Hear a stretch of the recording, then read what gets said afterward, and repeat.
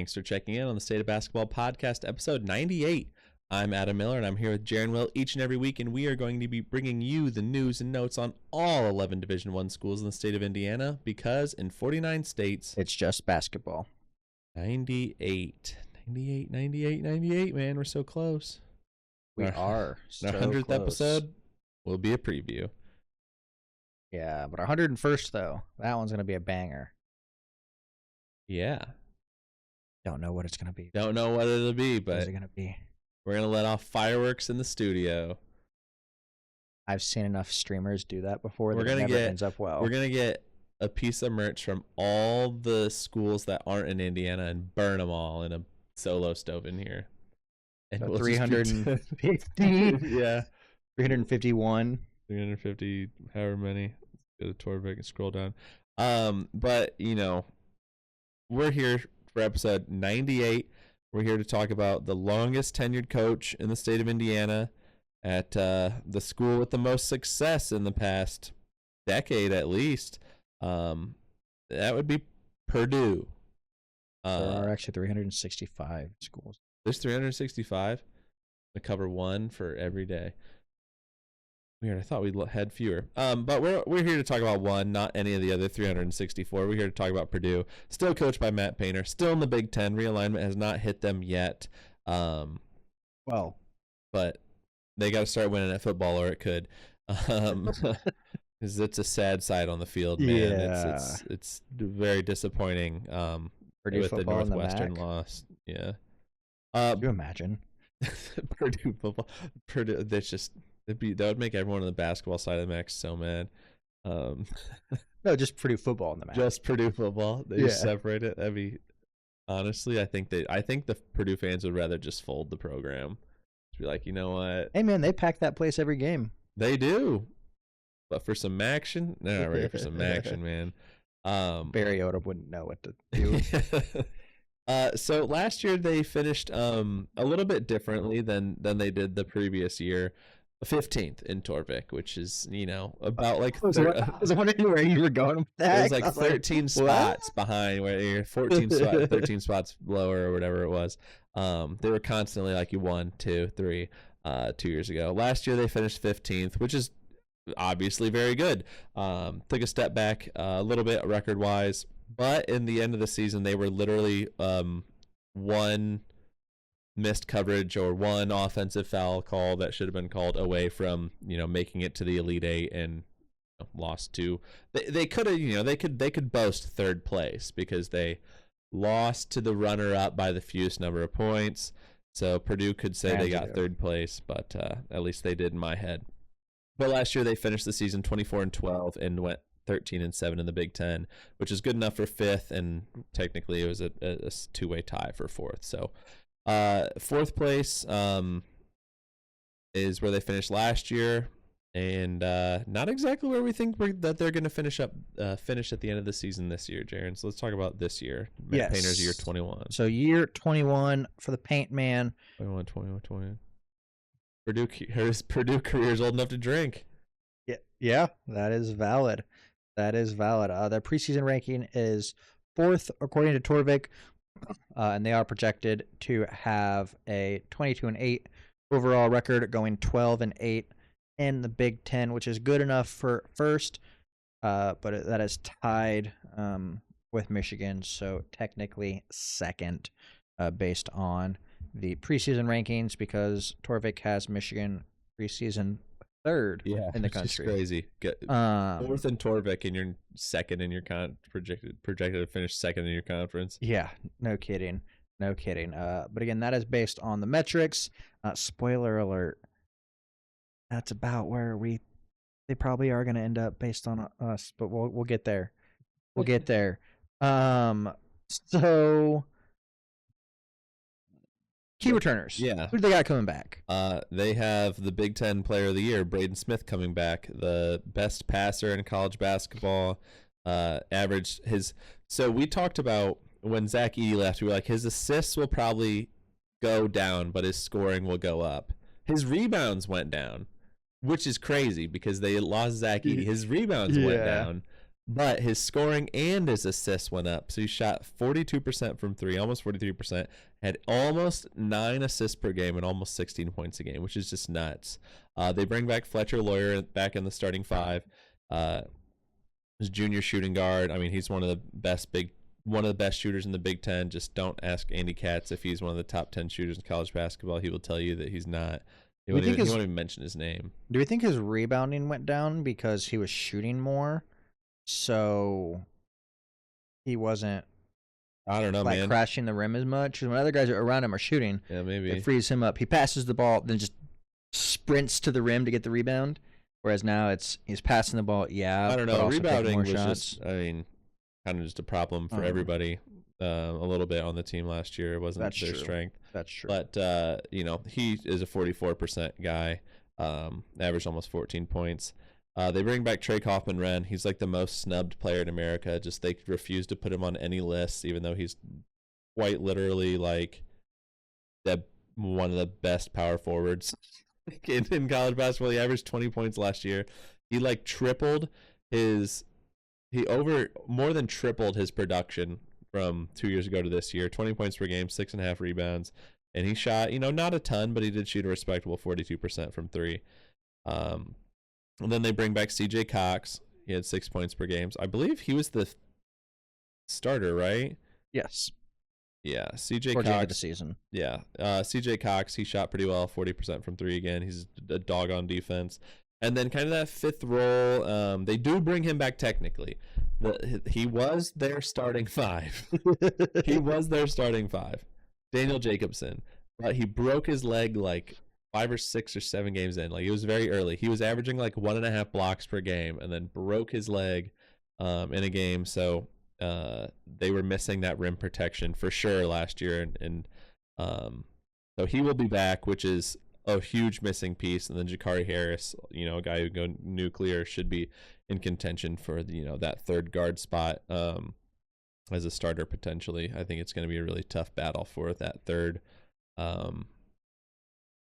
guard that they start with, especially with the battle that they have. It includes one of the guys that they're bringing in this year. So let's talk about the newcomers, Jaren. Yes. So starting with their transfers, they do have Oscar Clough, who is a South Dakota State transfer, averaged 17 points and 3 boards last season, shooting 63% from the field. He's a 6'11" dude who can score. So big guy that is just going to do work down in the paint, and it's very efficient there. And they also have Liam Murphy, who is a North Florida transfer. So those are the two key transfers. Then key freshmen, there's Omar Meyer, who is an Israeli, who's basically should start from day one. Absolute electric guard. He's a scorer, distributor, shooter. He's going to do everything in the backcourt, right? To help this team reach their ceiling. He's going to be a do-it-all type guard. Much needed ball handler too. Yeah, so he's we remember 2 years ago, right? We talked about Lance Stevenson. Lance Jones. RJ came back and he played golf in college. Lance Stevenson came back and he played basketball for Purdue. Lance Jones, right? We talked about. You said that. I was like, that doesn't sound right. Yeah, as soon as I said it, I was like, wait a minute, wrong guy. Right sport. Right similar. state. I'd say similar impact. I've never seen Lance Jones blowing LeBron's ear. Well, okay, we're not talking about those. We're talking about impact. Antics, no. Impact, yes. So Lance Jones we talked about was that difference maker. He was that key that got them to the NCAA championship, right? The role he played is an absolutely dynamic, do-it-all type guard. In my eyes, and I think in the eyes of a lot of people, Omar Meyer is just like that, but better. Yeah. Right? He's that guy. He's going to be able to do it all. Has experience playing at a very high level, though he is a freshman. And then there's also Antoine West, who was ranked 153 and is a 3-star recruit. So got some dogs coming in, both transfers and freshmen. Yeah, I mean, last year, Like the questions that they needed to answer were kind of like who's going to be that secondary ball handler. That's Omar Meyer, and then like who's going to guard the rim? That's Daniel Jacobson. Like they answered those questions, and then it was just like, oh well, what if we also added a guy who's just a bucket down low, and they're like, okay, done. Got Oscar Clough too. Yeah. The thing with this team is like they're going to score a trillion. They're going to score a trillion points. Like it's going to be a shootout, and they will score a million, but they need to be able to guard. Are they going to score a million or a trillion? You're misleading me here. Well, very different numbers per game, but they'll score a trillion over the season. I don't know. Is it a lot? I mean, is it that different if they win by? I mean, a million? The difference between a trillion and a million is a lot. Yeah, sure, but like, I mean, their opponents aren't going to score a million, so like, it doesn't matter. Who's going to guard and how well are they going to guard? Will be the question. So probably by the time this comes out, they will have already played Kentucky in the exhibition on October 24th. Forgive me for not knowing the schedule. Then they have a second exhibition, so that is in Rupp though, so that's cool. That's going to be in Rupp, and yes, this will come out. This will be our next episode. Okay, so let's call our shot. They won. No, sorry, it's Matt Painter. They lost in Rupp. They lost their exhibition. Now Matt Painter's losing on purpose so that people will be like, oh, Purdue's not actually going to be as good as we thought, and then he's going to go and blow expectations out of the water. So they lost to Kentucky, just barely though. Omar Meyer was great. Braden Smith is Braden Smith. And then they are about to play an exhibition against IU Indy. That's on October 29th, so that's coming up. And then they open the season the best way possible with an in-state team, Evansville, on November 4th. Then they travel to Alabama on November 13th, the true road game in Tuscaloosa. That game's over-under should be 100 or 200 and it'd be like an NBA over-under, like 212. Yeah. It'll probably be like, I don't know. There will be 70. If you are a fan of defensive basketball, don't watch. Yeah, if you want to see a ton of shots go up and go in, watch this game. So that's at Bama on November 13th. They go to the Baja Mar Championship and they play Memphis on November 20th, and they follow that up with Texas Tech or Wake Forest on the next day. And then they play Iowa State on December 6th. That's in Mackey, and then Marquette. Do they host Marquette? I'm gonna double check that. They host Marquette, yes, and then they play in Indianapolis on the 20th. Is that the day of the Big Ten championship game? No, that's that's off by a week. Oh, 2 weeks. Okay, I knew that was. I knew one big game was happening in Indy. I couldn't remember if it was the Purdue one or not. It's Indiana Louisville. That's right. So very, very Matt Painter schedule. Tough, very, very tough. Playing Alabama, playing Iowa State, playing Marquette, playing Auburn. Auburn's a little bit diminished in its challenges because their coach is the senator of Auburn now. I don't know, dude. He's not coaching. His son is now the coach. Yes, Bruce Pearl's no longer the head coach. Stephen Pearl is the Stephen. I don't know, man. Not Bruce. So, not as hype of a matchup because we don't know what that team's going to be like without Bruce Pearl at the helm. But still a lot of good games, and they will be tested for sure by the time the Big Ten season comes. All right, their goals. I'll keep it short and sweet. National championship. Play in the national championship and win the national. Yeah, I think if you ask anyone on that team, that's all they want to do. Yeah, so that is the goal that we have for them. And what's going to get them there? I'm just going to go ahead and take this over, Adam, because I like to talk. That's my job. That's both our jobs. So their non-conference record prediction, undefeated, 11-0, never lost. In the conference, we do think 16-4. Only playing 15. They're COVID COVID cancels 5 games. So 16-4 in the Big Ten. Very, very reasonable. Could they beat it? Absolutely. But the Big Ten is tough. It is deep. There are a lot of games that are played. So, those 4 games are pretty much toss-ups. And in our opinion. And they won the Big Ten 2 years ago when they went to the national championship game. They won the Big Ten. They were 17-3. Yeah. And they won the Big Ten by 3 games. Yeah. And this team absolutely, I think, will win the Big Ten. I also just don't think that they care if they win the Big Ten. Like, I don't think they care at all if they win the Big Ten. They just want to get to the NCAA tournament. Yeah. It's like, if we lose the Big Ten, if Michigan wins the Big Ten, because they're projected to, Purdue does not care. Yeah. They're like, you can have it. We're trying to win the big one, dude. We got better banners we want to hang. So they have a little bit tougher competition in conference than they did 2 years ago. Yeah. So that would put them at 27-4, which, like I talked about, is a little earlier. Record predictions have them, metrics have them 22-8. 27-4 is incredibly realistic, very likely to happen. And that would almost assuredly put them at a 1 seed in the NCAA tournament, especially with them having then beaten Bama, Marquette, Iowa State, Auburn, Michigan, Memphis. At least once. Memphis. Well, that's Michigan fair. At least once. I don't know if they played twice. I should have looked that up while I have it. But that would just every pretty much almost every Big Ten home game is a quad 1 game. So that's going to, every Big Ten road game is a quad 1 game.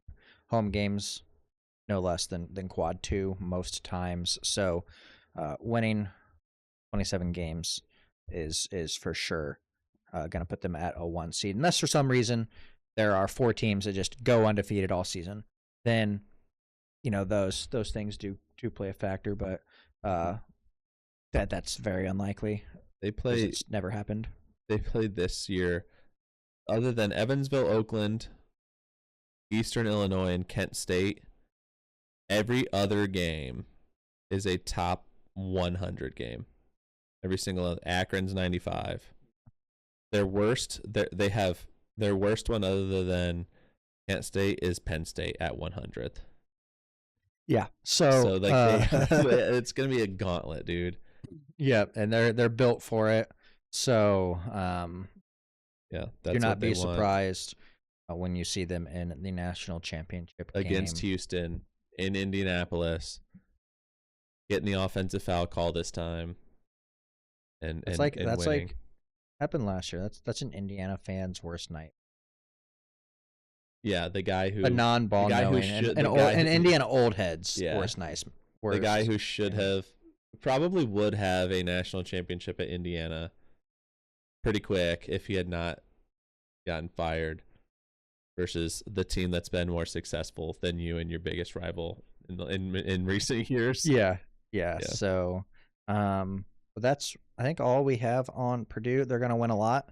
It's just it's a little bit shorter, but there's not much to say when you're thinking about the consensus, one of the best teams in the country. And and it's also like Purdue's one of those teams, everyone came back pretty much. Yeah. So everyone knows, everyone kind of knows. And I feel like everyone I know, already knows about Omar Meyer and Oscar Clough. They probably don't know, the people probably don't know about Solomon Richard.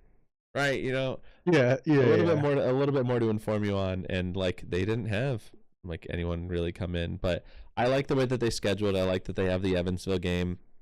I like that they're going down to Rupp, and that means pretty early we'll have a test of we'll have someone, if IU beats Kentucky and Purdue loses to Kentucky or vice versa, we'll have people already having a transitive thing that doesn't count because it's a exhibition game. We can be really annoying with it, which would be fun. But this team, we said 2 years ago, I don't know if I believe in the concept of national title or bust, because obviously 364 teams do not win the national championship. Right. But like that's all they want to do. That's all we think that they're trying to do, and that's their goal. And we think that that is an absolutely reasonable goal for them. So yeah, for sure. get a banner. Get a banner. Clock is showing quadruple zeros, so it's time for us to get out of here. Thanks for checking in on the State of Basketball podcast. We will see you next time. And remember, in 49 states, it's just basketball.